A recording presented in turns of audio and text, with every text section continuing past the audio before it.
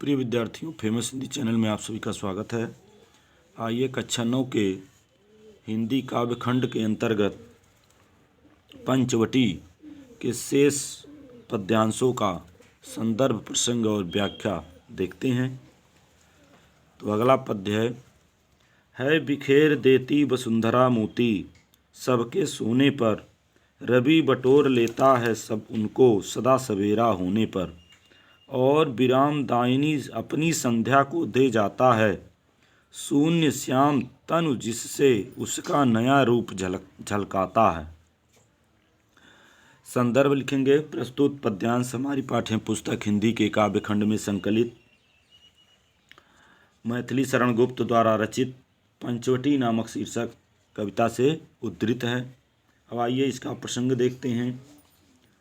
प्रसंग हो जाएगा, प्रस्तुत पद्यांश में कवि ने लक्ष्मण को प्रकृति के प्रति दिखाया है कि वे अपने मन में प्राकृतिक सौंदर्य का अनुमान कर रहे हैं।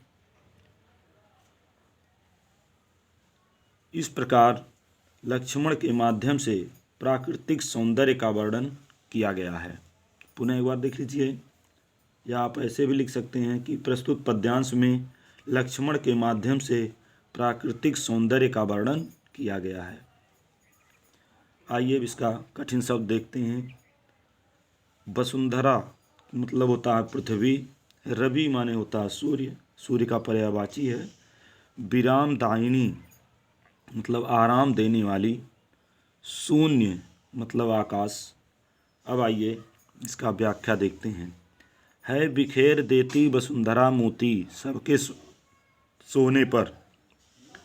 लक्ष्मण जी पहरा दे रहे हैं पंचवटी के सामने, और यानी पंचवटी के पास एक कुटिया बनी हुई है और उसी के सामने लक्ष्मण जी पहरा देते हुए सोचते हैं कि रात्रि में सबके सो जाने पर यह पृथ्वी चारों ओर ओस रूपी मोतियों को बिखरा देती है। अर्थात ओस की बूंदें मोतियों के समान प्रतीत होती हैं, इसलिए ऐसा लगता है कि मानो धरती ने अपनी झोली से मोती बिखेर दिए हों। इसके बाद रवि बटोर लेता है उनको सदा सवेरा होने पर। इसके बाद रात्रि समाप्त होने पर जब प्रातः काल होता है, सवेरा होता है और सूर्य अपने किरणों के साथ निकलता है, तो इन मोतियों को वह बटोर कर अपनी गोदी में भर लेता है। यानी तात्पर्य यह है कि वह प्रातः काल में ओस की बूंदें सूर्य के गर्मी के कारण सूख जाती हैं और विरामदायिनी अपनी संध्या को दे जाता है। सूर्य इन मोतियों को इकट्ठा करके अपने पास नहीं रखता, बल्कि वह इन सारी मोतियों को आराम देने वाली संध्या को दे देता है।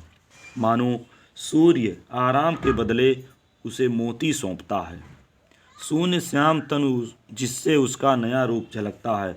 सूर्य के द्वारा दिए गए मोती आकाश में तारागणों के रूप में फिर से हमारे आँखों के सामने चमकने लगते हैं, जिसे देखकर ऐसा लगता है कि जैसे संध्या ने अपने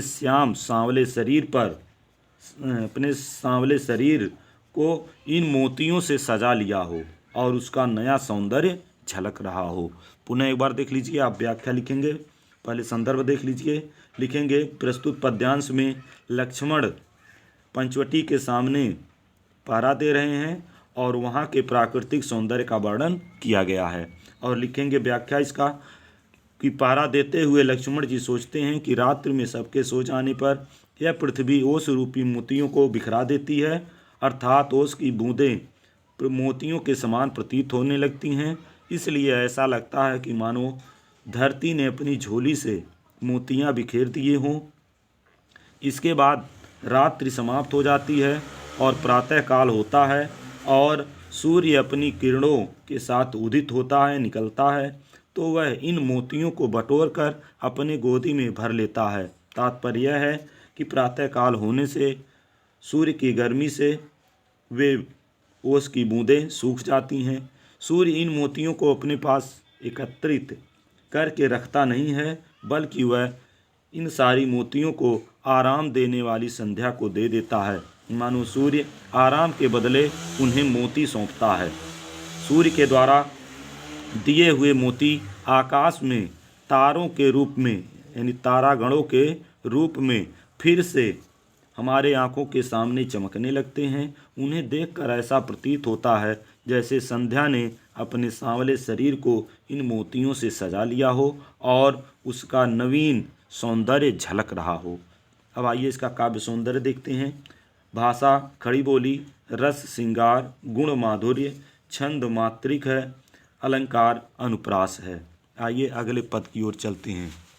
अगला है सरल तरल जिन तुहिन कणों से हंसती हर्षित होती है, अति आत्मीया प्रकृति हमारे साथ उन्हीं से रोती है। अनजानी भूलों पर भी वह अदय दंड तो देती है, पर बूढ़ों को भी बच्चों सा सतय भाव से सेती है। इसका भी संदर्भ आप लिखेंगे। पूर्वोक्त प्रसंग लिखेंगे कि प्रस्तुत पद्यांश में कवि ने लक्ष्मण के माध्यम से प्रकृति का चित्रण किया है। एक ओर प्रकृति अपना हर्ष और उल्लास प्रकट कर रही है, तो दूसरी ओर लक्ष्मण शोक भाव से अपनी व्यथा को व्यक्त कर रहे हैं। आगे देखिए कठिन शब्द इसमें। तरल मतलब बहने वाले या पिघले हुए, तुहिन मतलब ओस, अनजानी मतलब अज्ञात, अदय मतलब निर्दय, सदय मतलब दया भाव से, सेती है मतलब रक्षा करती है। अब आइए इसका व्याख्या देखते हैं। सरल तरल जिन तुहिन कणों से हंसती हर्षित होती है। गुप्त जी कहते हैं कि प्रकृति अपनी ओस की जिन बूंदों के माध्यम से अपनी प्रसन्नता और हर्ष को प्रकट करती है, उन्हीं तरल सरल ओस कणों से अपनी आत्मीयता के कारण वेदना की स्थिति भी हमारी सहभागिनी बन जाती है। यानी जिस प्रकार प्रकृति अपने उस कणों के कारण, उस कणों के माध्यम से प्रसन्नता और हर्ष को प्रकट करती है, उसी तरल और सरल उस कणों से अपनी आत्मीयता के कारण वेदना की स्थिति भी हमारी सहभागिनी बन जाती है। प्रकृति के न्याय विधान, अनजानी भूलों पर भी वह अदय दंड तो देती है। आगे कहते हैं कि प्रकृति के न्याय विधान की ओर आकर्षित करते हुए लक्ष्मण जी कहते हैं कि जहाँ अनजान से भी हुई हमारी भूलों, अगर हमसे अनजाने में भी कोई भूल हो जाती है अपराध के लिए, हमें निर्दय भाव से दंड देती है। ये प्रकृति जो है, अगर अनजाने में भी हम कुछ भूल कर देते हैं तो हमारे साथ वो निर्दयी भाव से दंड देती है। वहीं पर बूढ़ों को भी बच्चों सा सदैव भाव से सेती है, पर वही वृद्ध जनों का भी उसी प्रकार पोषण करती है जैसे कोई माता अपने अबोध बच्चों का पालन पोषण करती है। तात्पर्य है कि जिस प्रकार माता हमारे द्वारा किए गए अपराधों के लिए हमें दंड देती है, उसी प्रकार प्रकृति भी हमें दंड देती है। जिस प्रकार माता अपने सभी बच्चों का पालन पोषण करती है, उसी प्रकार प्रकृति भी बाल यानी बच्चे, वृद्ध सभी का समान भाव से पालन पोषण करती है। पुनः एक बार देख लीजिए व्याख्या इसका।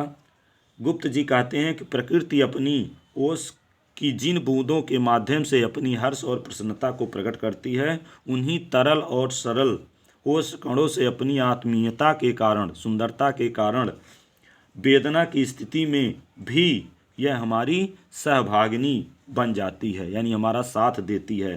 प्रकृति के न्याय विधान की ओर ध्यान आकर्षित करते हुए लक्ष्मण जी कहते हैं कि यहाँ अनजाने भी हमारी भूलों और अपराधों के लिए यह प्रकृति हमें निर्दय भाव से दंड देती है, वहीं यह वृद्ध जनों का भी उसी प्रकार पालन पोषण करती है जैसे कोई माता अपने अबोध बच्चे का पालन पोषण करती है।